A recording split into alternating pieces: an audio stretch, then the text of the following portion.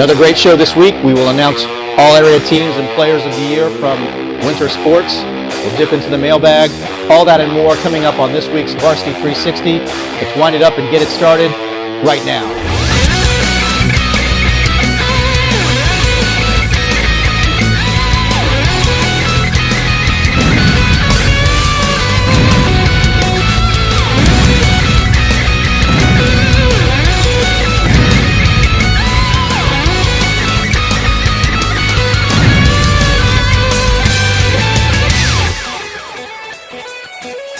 Hi there, folks. Welcome to Varsity 360 at Fredericksburg.com.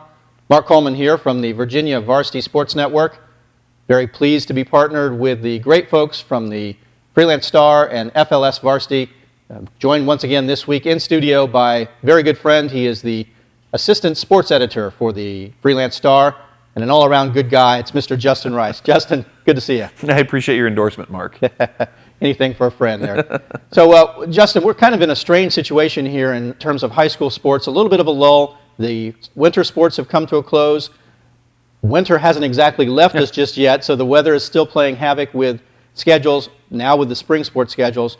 But it's all area team around the Freelance Star Sports Desk. Other things going on at the Freelance Star Sports Desk, however, which you also man. So you've got fellas covering baseball, college basketball. It's just a little bit of everything. Yeah, our guys are finding other things to cover other than high school sports right now. Of course, I'm sure you've been watching Virginia's run through the NCAA tournament, and our Steve DeShays, our sports editor, and Tav Coghill, our frequent guest here on Varsity 360. Yep. They're off to New York on Thursday to see Virginia in the Sweet 16 against Michigan State. Poor guys. Yeah, poor guys. And, of course, Nathan, another frequent guest. He's going to do some baseball for us here. Nationals coming back in town. It's a national holiday on Monday coming up, opening day. I know you're excited about that as Absolutely. I am. Love baseball. Love baseball. But we'll be diving back into the spring sports here in the next couple days. Hopefully we can get this snow and the cold out here. We need some like 70-degree, partly cloudy days.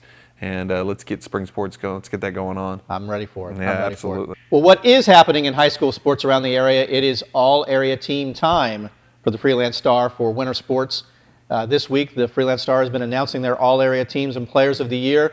So why don't we start taking a look at some of those, and let's jump right in, starting with gymnastics. Yeah, gymnastics, I think it was a pretty good season. I think Mountain View really stood to gain from the 5A, 6A split in gymnastics. And so we chose Emily Brutsky, freshman from Mountain View. She was our gymnast of the year. She was the Conference 15 champion. She led Mountain View, of course. They won the Conference 15 team title. And just had a nice all-around season, I think, to move on. And just a freshman. And I actually wrote the story about Emily myself. A freshman who maybe got away from club gymnastics all the time, but really found a new love for the sport when she got back to just focusing on high school gymnastics. Yeah, I read the story. Interesting story, and a nice story about a girl who maybe had poured her whole life into gymnastics and realized that there was maybe a little bit more of that, and reinvigorated that love for gymnastics. It seems like. Yeah, so. She really enjoyed talking about, I think, some of the other things she likes to do. She's got into cross country, and they've talked her into being a pole vaulter on the track team this year. And of course, she's an exceptional student, and so she's really, I think, embracing some of the other things. But she's also definitely found a new love for the gymnastics. Great. What kind of challenge when you were considering the gymnast of the year? Who else was in consideration? Well, I think after Emily, I think the next one, and again, this was probably as close a decision as we had when it came to Athletes of the Year, is Lexi Holbrook from Colonial Forge, another freshman. Lexi was the Conference 3 champion, which is, of course, the weird conference that Colonial Forge participates in gymnastics. And she also had a great season for a freshman. We're look for big things from Lexi for years to come. And I think with Lexi and Emily, that's going to be a fun 1-2 in sort of the all area and the all around. It's only a shame that they won't be head to head in the postseason because of the differences between Forge and Mountain View. In some ways, but maybe even better. That way we can have multiple state champions from the area. Yeah, exactly. They both have a chance to shine and not have to outshine each other. Right. Yeah. Excellent. Well, congratulations to Emily Brutsky, the Gymnast of the Year from the Freelance Star. The big news in swimming, Eastern View sort of swept the flip the titles here. The girls and boys athlete of the year both came from Eastern View. Yeah, and Annie Boone from Easterview on the girls' side and Owen Van Krippen on the boys' side. Those two had great state meets. You're looking at 3 state titles between them. Annie Boone in the 200 IM and in the 100 back. And then Owen comes in and wins the 500 free with a 4:42.15.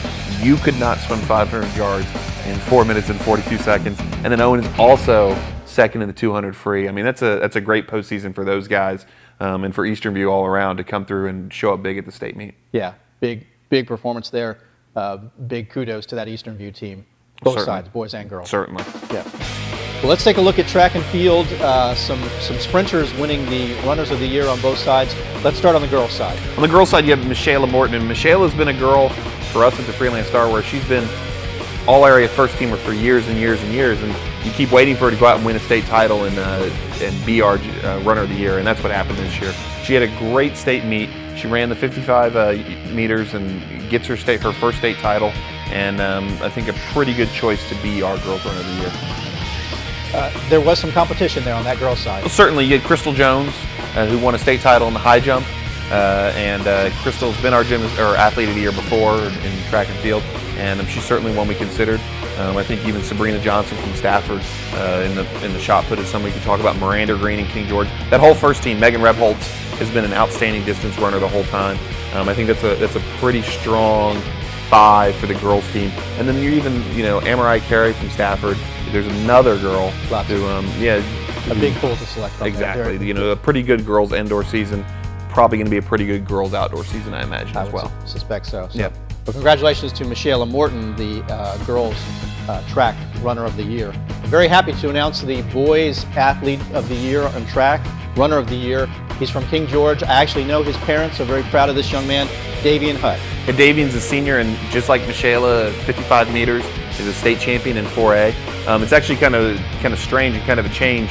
The Stafford schools and maybe the Fredericksburg area schools have always been pretty strong at the distance events, pretty strong at the throwing or the jumping events, and the sprints we've sort of lagged behind. And here we have 2 state champions in the girls and the boys side in the 55 meters.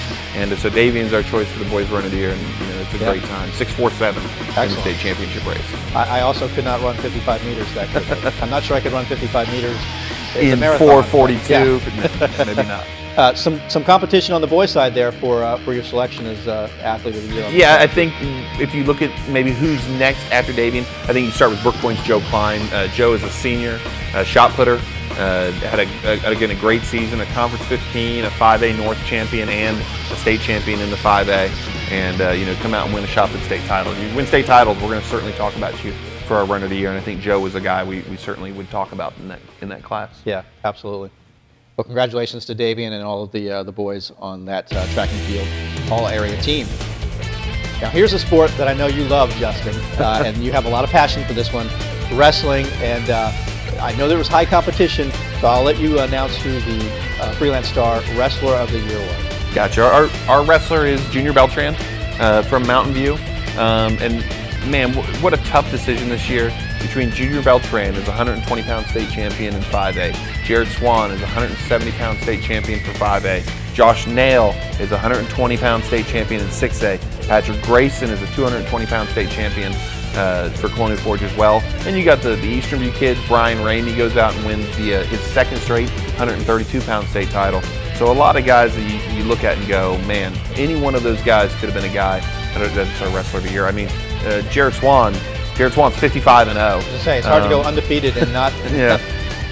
And it's a great year for Jared and so on. And we certainly don't want to take anything away from any of those guys. If you won a state title, you're among an elite class in the wrestlers. And in fact, one of the neatest things about the state wrestling tournament is as they're getting started in the day and are getting started with the finals, they'll have a parade of champions where they'll invite every former state champion in the attendance to walk, and they'll announce their name and so on. And Jared Swan, Patrick Grayson, those guys are all state champions and can do that for the rest of their lives, come back to the state tournament and get announced.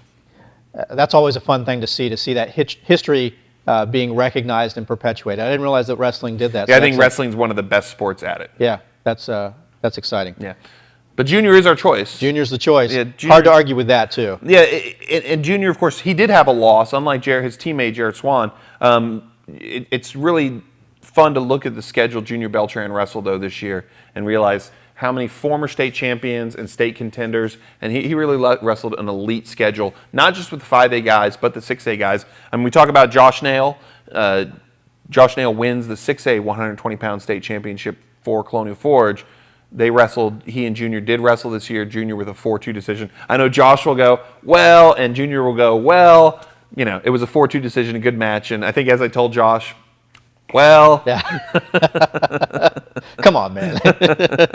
All right. Well, congratulations to Junior Beltran and all the wrestlers. As we said, a number of state champions from the area. Very proud of their performances and lots to be pleased with. And great that they're going to be recognized for the rest of their lives. For the rest of their lives, as they're state champions. So yeah. that's wonderful.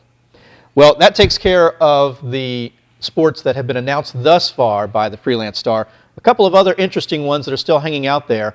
Some basketball all-area teams have not yet been announced, and there's some good debate about players of the year on both sides. Let's start on the girls' side. So, who are the candidates at least? Can you share that with us? Sure. I think I can give you 3 names that you talk about when we're debating who our girls' player of the year is going to be. I think 3 names. I think you can start with Jayla Harris from Chancellor. You know, Chancellor was by far and away the best 4A team in the area this year, maybe the best team in school history.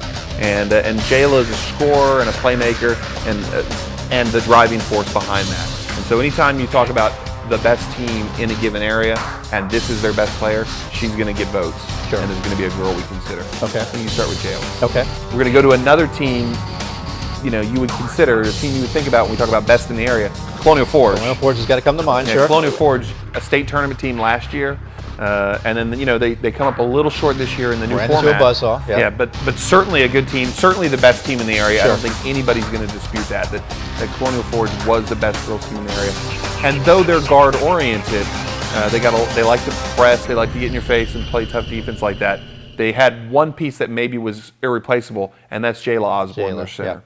Yeah, Jayla's, I think, probably without argument, the best front court player in the area this year. She, you know, she can get after it, she can rebound, she can score in the paint. She's going to Army next year. You know, going to play Division I basketball. That's wonderful. Yeah, and certainly a girl who would be in that discussion. And took over the games. I saw one of the games that she played, and it sounds like that was the recurring theme there. She was a force to be reckoned with in most every game that and when she was on the floor. Yeah, when Colonial Forge needed to run half-court offense, which frankly in the regular season wasn't often, it often was going to go inside to Jayla and then maybe back out to one of their numerous shooters, but it definitely went through Jayla. So she's certainly a player that you talk about when you talk about Player of the Year. So that's 2 of the 3. You have not mentioned last year's Player of the Year. I suspect that would be the other name. I think when you have a Player of the Year come back for another season, I think certainly you're going to consider her again. And that's, of course, Courtney Simmons from Spotsylvania. Wonderfully talented junior and can really do it all. She could probably play any one of 4 positions on the court. I don't know if you want her at your center, but she can handle the ball, she can shoot the ball, she can definitely go down and get you a rebound and then make a nice pass and get you out in transition. Courtney's just a wonderful all-around player and certainly will end up playing college basketball somewhere in 2 years. We get to see her one more year around here. And, you know, to get Spotsylvania through to the 3A East Region Tournament again, I think is a wonderful testament to her. And certainly when we're making the votes, when we look at last year's Player of the Year, that's a kid we're going to consider, Courtney Simmons. No doubt. That's the golden ticket, as it were. So, well, you get a bye into the final round. Yeah, there you go. Last year's Player of the Year. There you go. Well, that's a great group of girls basketball players there to consider from. Courtney Simmons, Jayla Osborne, and Jayla Harris, all candidates. The short list for girls basketball players. And we should mention our other 2 first-teamers. Okay. You know, going to be Kendall Parker from Stafford. Again, Stafford was the next team after Colonial Forge in the 6A from the area, and Kendall was sort of the girl that made that happen. And Hope Oliver from Carolina, wonderful front court player, good size, still really young, and has time to develop, and certainly a girl that I think led Caroline to a really nice season. Excellent. Yeah. Well, let's take a look now at the boys basketball, and there's some names to be considered there for the boys basketball player of the year as well. There's some good competition on that side. Yeah, and again, I'm happy to give you 3. You got to pick up Sunday's Freelance Star, and you'll see our boys player of the year in that paper.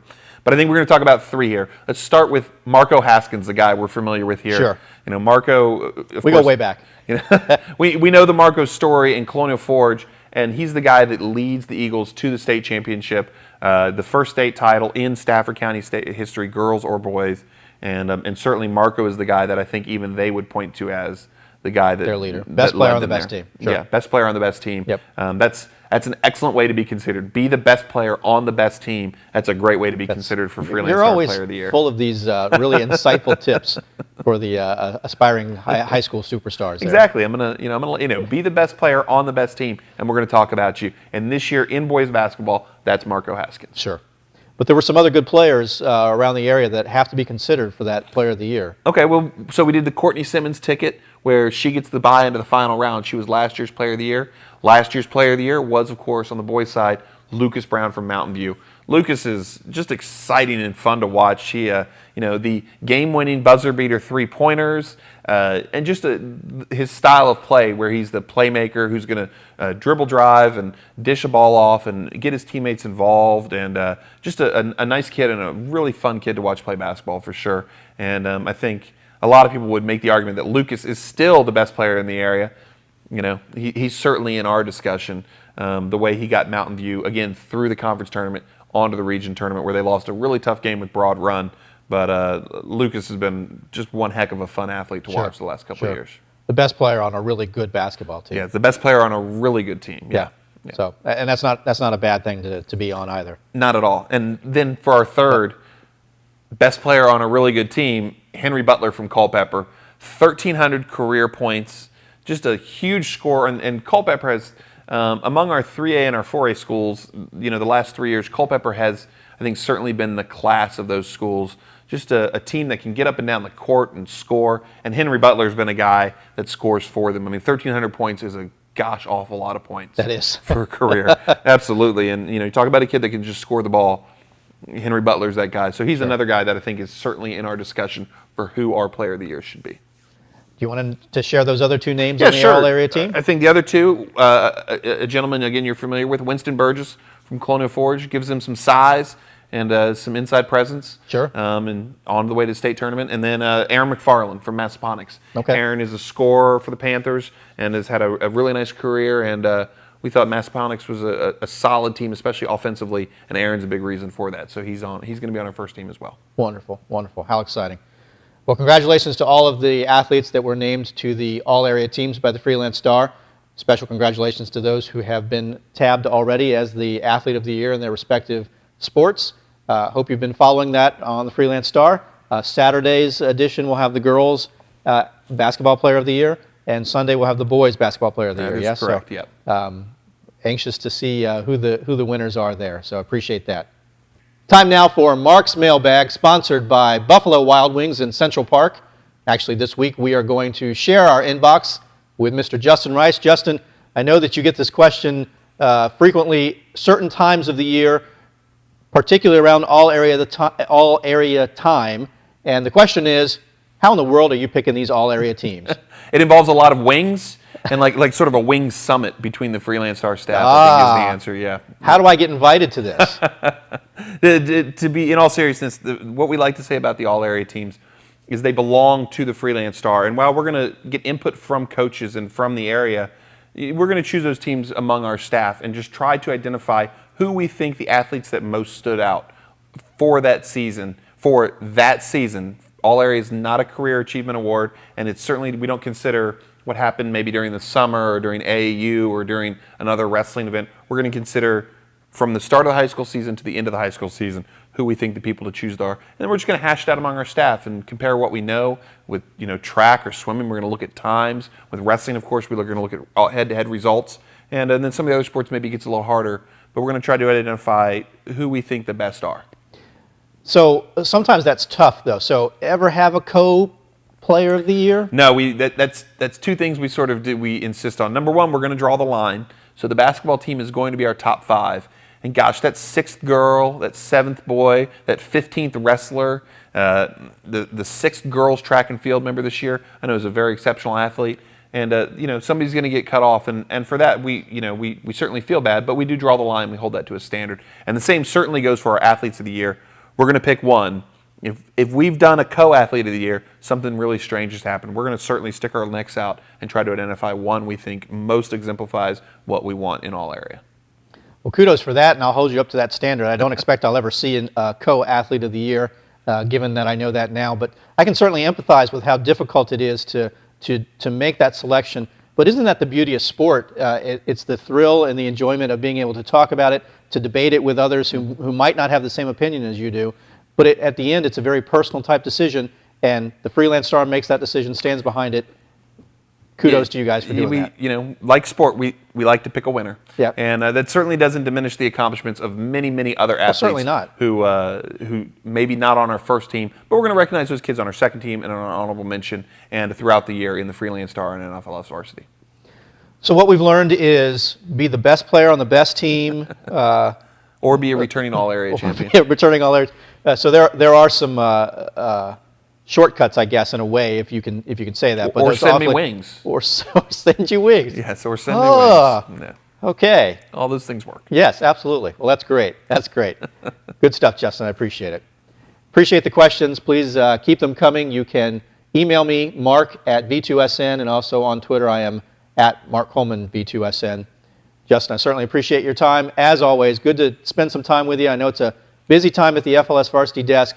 I always appreciate you spending a little bit of time with me. Some spring sports next week, I think? I think so. Let's do that. Can you do something about the snow? I'll work on that. Make sure we can get some games in. We'll work on that. Yeah, looking forward to talking about tennis and baseball and soccer and softball and lacrosse. So, yeah, excellent. Outdoor track and field. Outdoor track and field. Good stuff, good stuff. Well, I hope that you tune in next week to catch next week's episode of Varsity 360 right here at Fredericksburg.com.